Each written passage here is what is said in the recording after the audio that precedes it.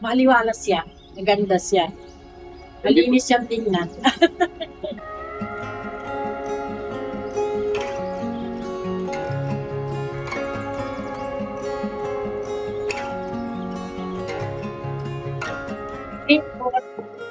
At telegram. Walain maganda yung bahay ko. Naging bisita ko. Unang-una nila na ano yung bubong. Kaya ito, pinicture pa nila. Nagandahan naman silang lahat.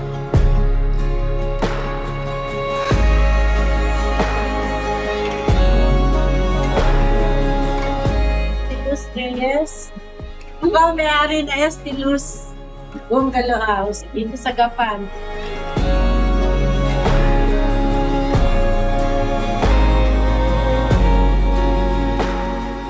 Actually, pinagkatiwala ko lahat kay engineer at kay architect yung aking bahay. Nakuha naman nila yung aking gustong-gusto sa bahay. Gusto ko yung lumang bahay. Yung mga anak ko naman gusto nila yung modern.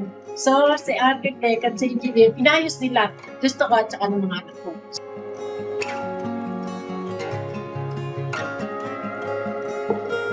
Lahat ng gusto ko, nagawa nila. Nung nakita ko yung plano, so ginawa ko. Basta ang sinabi ko sa dalawa, kay architect at kay engineer, pagtiwala ako sa inyo, pagagandahin yung bahay ko at patibay. So, na-achieve mo.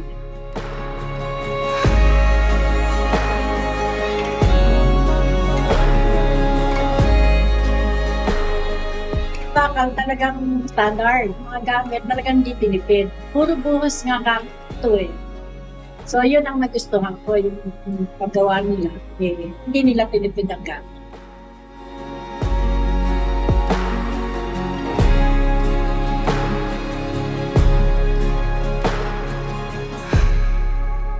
Structural nila, talagang makikita ng matibay. Yun ang nakita ko. Kasi dati akong kausap na engineer, nagagawa ng bahay ko, nag-delay lang siya. Pinuntahan namin yung itong anak ko ang pumontra. Mama, mas maganda doon. Halika, puntahan natin.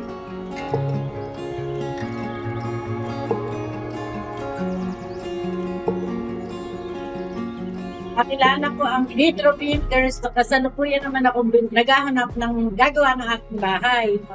Nagkataon naman, nagkausap sila ng aking anak at saka si engineer. So, sinerge ko yung kanilang Facebook account. So, napuntahan ko naman lahat ng ginawa ni engineer. Nagkatana ko, ora mismo. Gustuhan ko siya.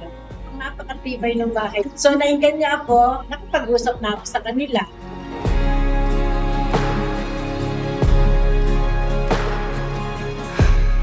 Ganda silang gumawa, yung structure yung mahusay. Napakatibay talaga. Kasi lahat ng gamit nila sa nakita ko, talagang hindi nila tinipid.